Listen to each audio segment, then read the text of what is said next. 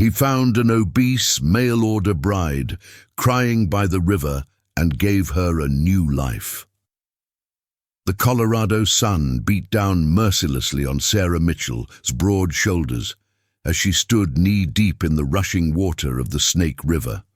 Her traveling dress, already stained with dust from the long journey west, clung to her legs where the current pulled at the heavy fabric. Tears streamed down her round cheeks, mixing with the spray from the rapids, but she didn't bother to wipe them away.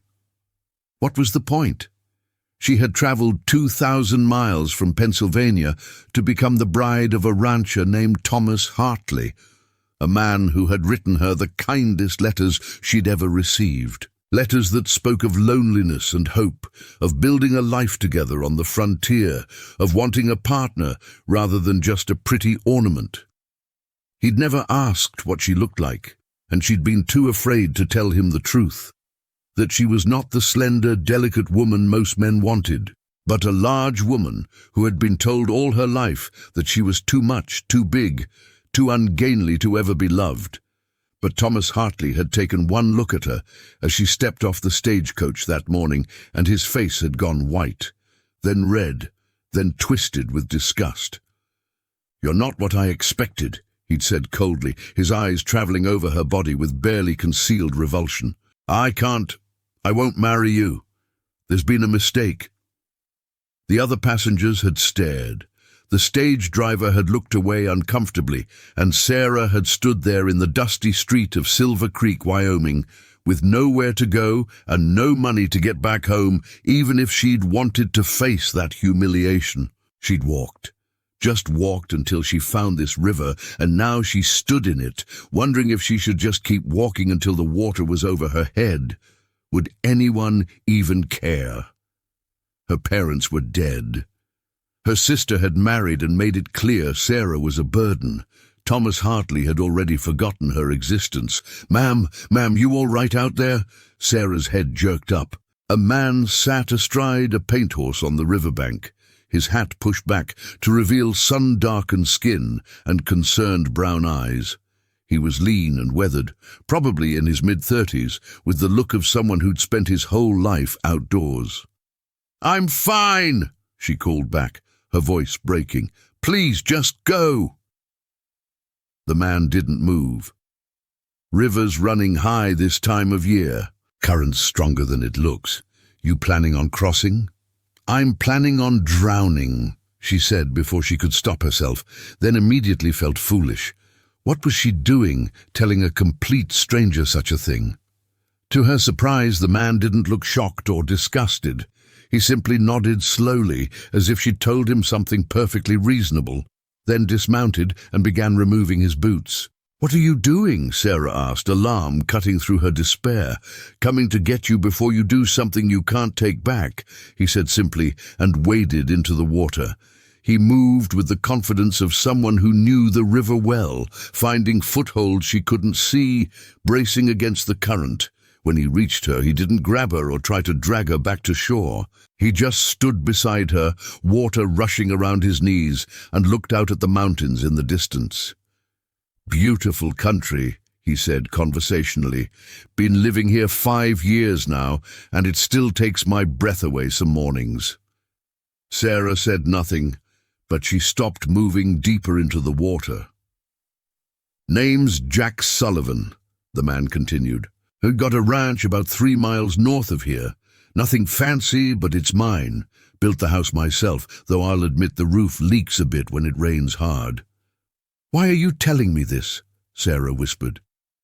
Jack turned to look at her, and there was something in his eyes that made her chest ache, a kindness she hadn't seen in so long. "Because I'm guessing you came here as a mail-order bride, and I'm guessing whoever was supposed to marry you turned out to be a fool. And I figure before you make any permanent decisions, you ought to know there's at least one person in this territory who'd be glad you're here. You don't even know me." "No," he agreed, "but I know what it's like to feel like you don't belong anywhere. And I know the world's a poorer place every time it loses someone, especially someone brave enough to travel halfway across the country for a chance at a new life." Fresh tears spilled down Sarah's cheeks. He took one look at me and couldn't even hide his disgust. I'm too fat, too ugly. I knew I shouldn't have come, but I thought maybe out here things would be different. Jack was quiet for a long moment. Then he said, "The man who rejected you is named Thomas Hartley, isn't he?" Sarah's eyes widened. "How did you—" "Because Tom Hartley is a mean-spirited son of a bitch who beats his horses and cheats at cards," Jack said flatly.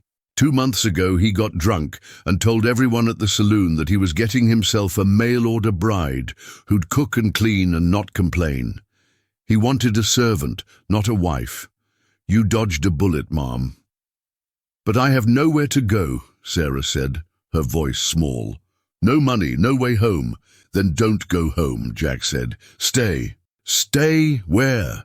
The hotel won't let me stay without money, and I can't—" "Stay at my ranch," Jack interrupted. "I need help, truth be told. My housekeeper left last month to live with her daughter in Denver, and the place is falling apart. I can barely keep up with the ranch work, let alone the cooking and mending and all the rest. I can offer you room and board in exchange for help around the house. It's honest work, and it'll give you time to figure out what you want to do next." Sarah stared at him. "You're offering me a job. You don't even know if I can cook." "Can you?" "Yes, but then that's already more than I can do," Jack said with a slight smile. "I can burn water. Last week I tried to make biscuits and ended up with something that could have been used as ammunition." Despite everything, Sarah felt a small laugh bubble up in her throat. "That's actually quite difficult to do." "I'm talented that way," Jack said solemnly, but his eyes were warm. "What do you say, Miss Mitchell?" "Sarah Mitchell." "What do you say, Miss Mitchell? Will you give Silver Creek another chance? Give yourself another chance?" Sarah looked down at the water rushing around her legs, pulling at her dress, trying to carry her away.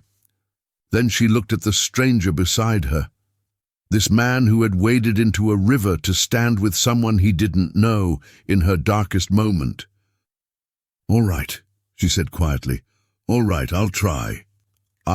Jack's smile broadened, transforming his weathered face. "Good. Now let's get out of this river before we both catch our death of cold. I don't know about you, but my feet are going numb." He offered his arm, and after a moment's hesitation, Sarah took it.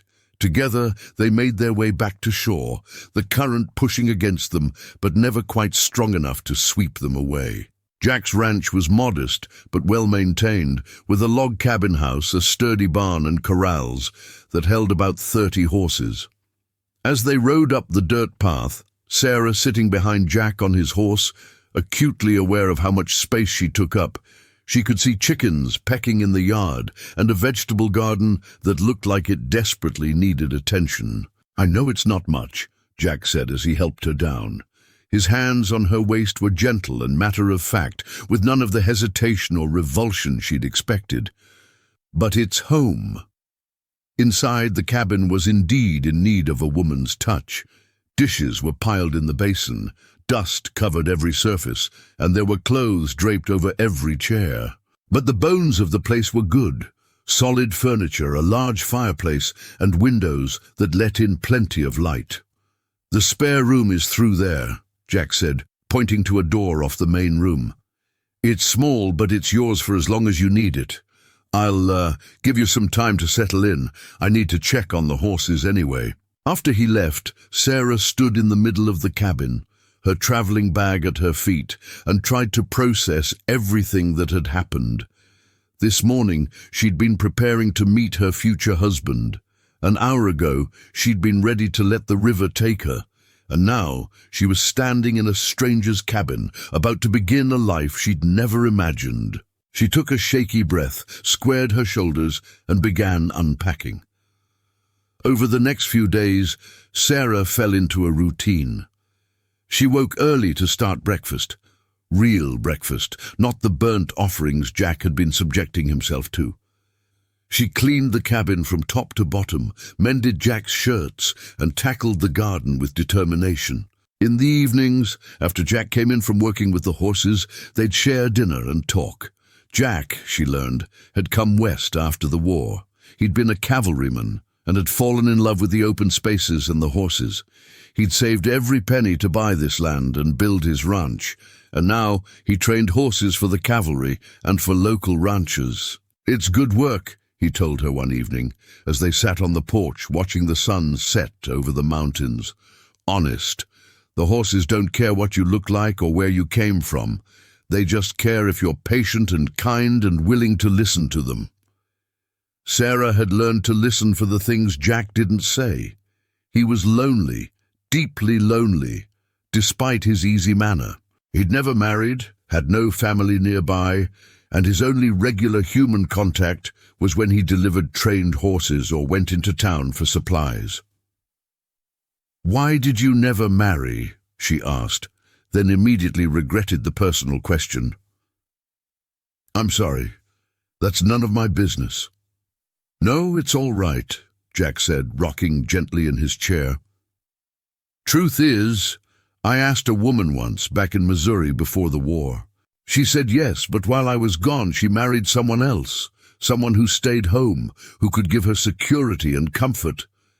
Can't say I blame her. War changes a man, and I came back different than I left. After that I just never found the right time, I guess. Then I came out here, and there aren't exactly a lot of unmarried women in these parts." "You could have sent for a mail-order bride," Sarah said quietly. Jack was silent for a long moment. "Thought about it," he admitted, "but it seemed dishonest somehow, advertising for a wife like you'd advertise for cattle. And I kept thinking, what if she got here and hated it? What if she hated me? Seemed like a lot of risk for both parties." Sarah understood what he meant. Her own experience with Thomas Hartley had proven that sometimes even letters and plans were not enough to bridge the gap between expectation and reality. "I'm glad you didn't," she said softly. "Send for a bride, I mean. Because if you had, you wouldn't have been at the river that day." Jack turned to look at her, his expression serious. "I'm glad I was there, Sarah. Real glad." Something warm unfurled in Sarah's chest at the way he said her name, but she pushed the feeling away. Jack was being kind, nothing more. He'd offered her a job, not his heart, and she needed to remember that. 3 weeks passed, then a month. Sarah had expected someone from town to come asking about her, but no one did. She learned from Jack that Thomas Hartley had spread the story that his mail-order bride had never shown up, and everyone assumed she'd gotten cold feet somewhere along the journey. The few times Jack went to town, he said nothing to correct the assumption. "Figure it's your business who knows you're here," he told Sarah. "If you want to go into town eventually, we can cross that bridge when we come to it. But there's no rush." Sarah was grateful for the reprieve. She was building something here, something that felt more real than anything she'd had back east. The ranch was beginning to thrive under her care.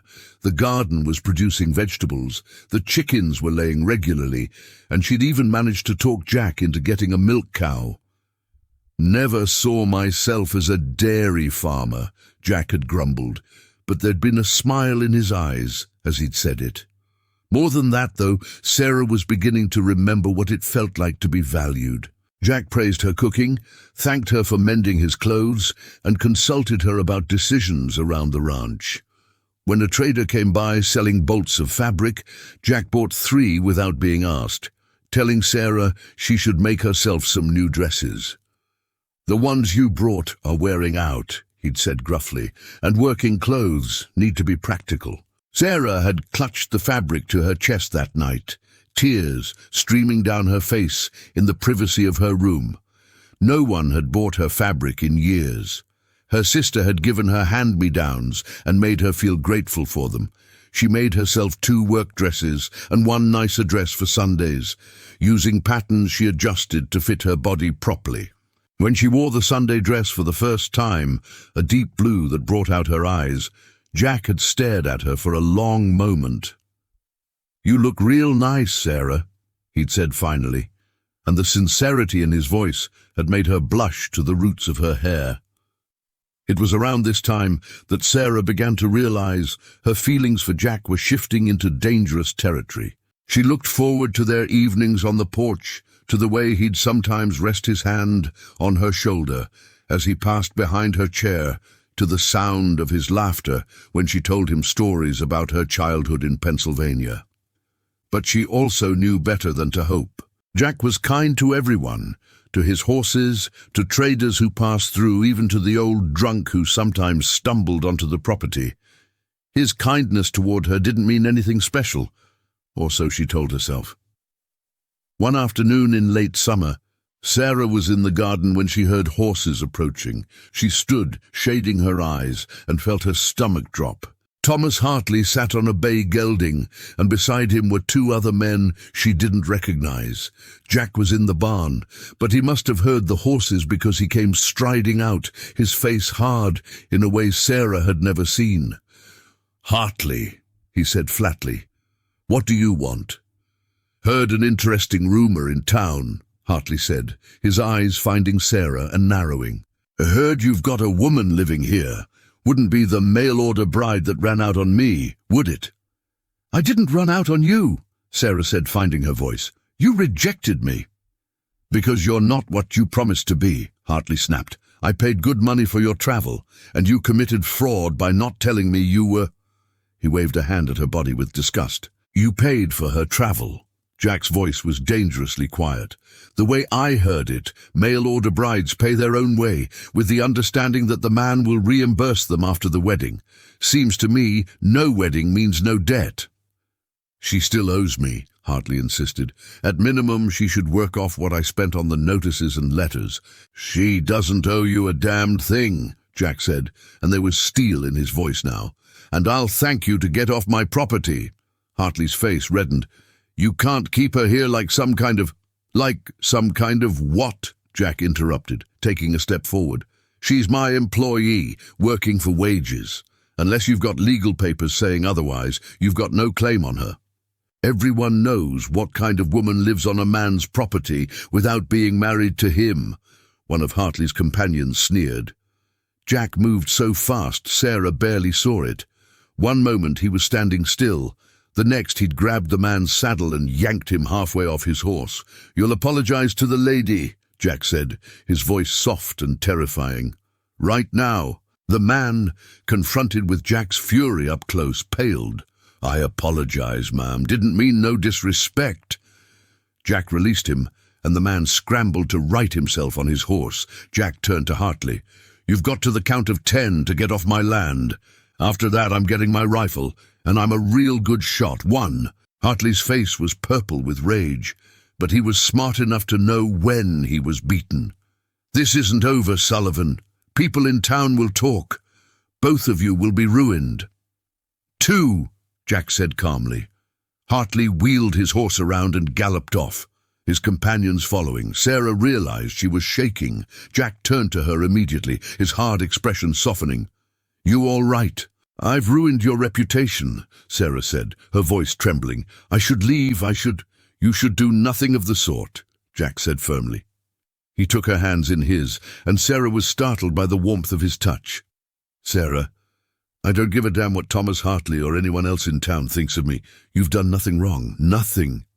"But he said a lot of stupid things and none of them matter," Jack interrupted. "The only question that matters is, do you want to stay?" Sarah looked up at him, at this man who had pulled her from a river and given her a home, who had treated her with nothing but respect and kindness, who was holding her hands like they were something precious. "Yes," she whispered. "Yes, I want to stay." The incident with Hartley changed something between them. Jack became almost protective, insisting on accompanying Sarah into town when she needed supplies, standing close beside her when anyone looked at them askance. For her part, Sarah found herself watching Jack when he worked, admiring the strength in his shoulders, the gentleness in his hands as he worked with a skittish horse, the way his eyes crinkled when he smiled. She was in love with him. There was no point denying it anymore, at least not to herself. But she kept the truth locked away in her heart, afraid that speaking it would shatter the fragile peace they'd built. September brought cooler weather and the start of roundup season. Jack was gone longer hours, coming home exhausted and covered in dust. Sarah took to having hot water ready for him to wash and hot dinner waiting on the table. Simple acts of care that she told herself meant nothing special. One evening, Jack came home with a cut on his arm. A horse had spooked and he'd scraped against a fence rail. Sarah made him sit down while she cleaned and bandaged the wound, her hands gentle on his sun-browned skin. "You're getting too old to be thrown into fences," she scolded, but her voice was soft with worry. "I'm 36, not ancient," Jack protested, but he was smiling. Then his smile faded and he caught her hand as she finished tying the bandage. "Sarah, can I ask you something?" "Of course. Are you happy here?" The question caught her off guard. "Yes," she said honestly, "happier than I've been in years." "Why do you ask?" Jack looked down at their joined hands.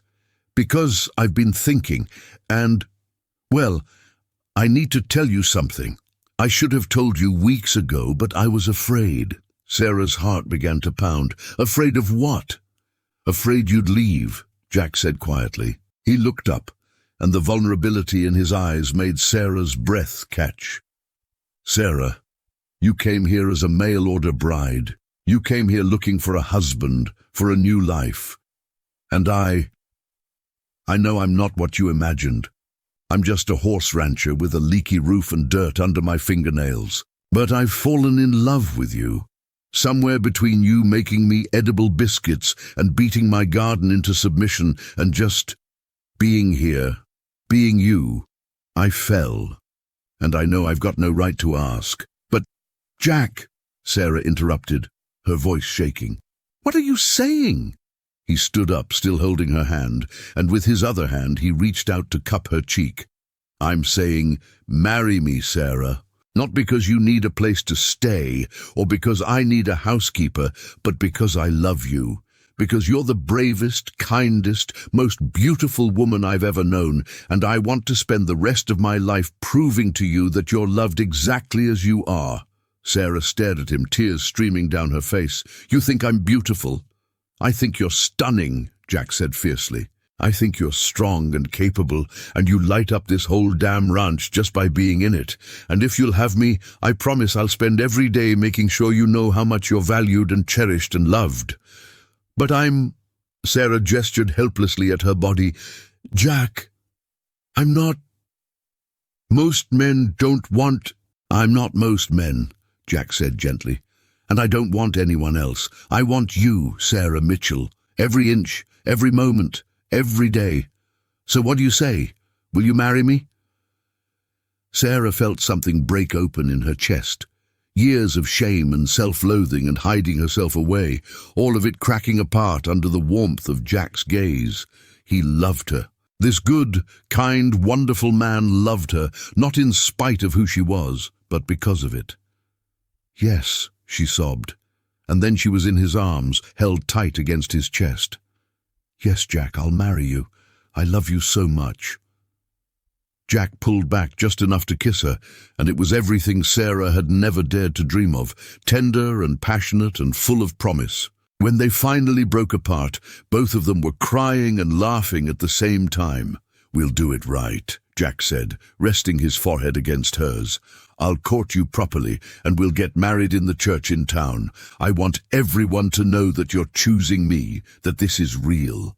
"They'll talk," Sarah warned, "about me being a mail-order bride, about Hartley." "Let them talk," Jack said firmly. "I don't care. All I care about is you." The next Sunday, Jack and Sarah rode into Silver Creek together. Sarah wore her blue dress and held her head high, even though her heart was pounding. Jack kept his hand at the small of her back as they walked to the church, a clear message to anyone watching. This woman is with me. Inside the church, heads turned. Whispers started. Sarah saw Thomas Hartley sitting in the back row, his face dark with anger. But she also saw a few kind faces, the doctor's wife who smiled at her, the owner of the general store who nodded respectfully to Jack. After the service, Jack spoke with the preacher, and soon the news was out. Jack Sullivan was marrying Sarah Mitchell, and they wanted the banns posted immediately. The reaction in town was mixed. Some people were scandalized. Wasn't she the mail-order bride who'd been rejected? What did it say about Jack Sullivan that he'd take Hartley's leavings? But others, particularly the women who had known Jack for years and seen his loneliness, were quietly pleased. Mrs. Henderson, the doctor's wife, even sought Sarah out. "Ignore the gossips, dear," she said warmly. "Jack's a good man, and anyone with eyes can see he's besotted with you. You're welcome to join the ladies' quilting circle if you'd like. We meet every Thursday." Sarah had thanked her with tears in her eyes. It was the first gesture of friendship she'd received in Silver Creek, and it meant more than she could say. The 3 weeks of bands felt both endless and too short. Jack courted Sarah properly, bringing her wildflowers from the meadow, taking her on rides to show her the most beautiful parts of the ranch, and stealing kisses on the porch when he thought no one could see. Thomas Hartley made one more attempt to cause trouble, spreading rumors that Sarah had been living in sin with Jack all these months. But the preacher, who had visited the ranch and seen Sarah's separate bedroom himself, put a stop to that talk quickly. "Jack Sullivan is one of the most honorable men I know," he said firmly from the pulpit one Sunday. "And Miss Mitchell is a respectable woman. I'll hear no more slander against either of them." Finally, in early October, with the aspens turning gold in the mountains, Sarah Mitchell married Jack Sullivan in the Silver Creek church. Sarah wore a new dress, cream-colored with lace at the collar, which Mrs. Henderson had helped her sew. Jack wore his best suit and looked at Sarah like she was the only woman in the world. "I, Jack, take you, Sarah, to be my wife," he said, his voice strong and sure. "I promise to love you, honor you, and cherish you in sickness and in health, for richer or poorer, for all the days of my life." When it was Sarah's turn, her voice shook with emotion. "I, Sarah, take you, Jack, to be my husband. You saved my life in more ways than one, and I promise to love you and stand by you for as long as I live." When the preacher pronounced them husband and wife, Jack kissed Sarah with such tenderness that several of the women in the congregation wiped away tears. The reception was small, just a few friends at the ranch, with food Sarah had prepared and music from a fiddler Jack had hired. As the sun set, Jack and Sarah stood together on their porch, watching their guests laugh and dance in the yard. "Happy?" Jack asked, pulling Sarah close. "Happier than I ever thought possible," Sarah said honestly. She turned in his arms to look up at him. "Do you know what I was thinking that day at the river? I was thinking that I'd never be loved, that there was something fundamentally wrong with me that made me unlovable, and then you waded in and proved me wrong just by standing beside me." Jack's eyes were bright with unshed tears. "There's nothing wrong with you, Sarah. There never was. You're perfect exactly as you are, and I'm the luckiest man in Wyoming." "We're both lucky," Sarah corrected, reaching up to kiss him. "We found each other when we both needed it most." As the stars came out over the mountains and the music drifted on the cool evening air, Sarah thought back to that day by the river, the day she'd been so sure her life was over. She'd been wrong. Her life hadn't been ending that day. It had been beginning.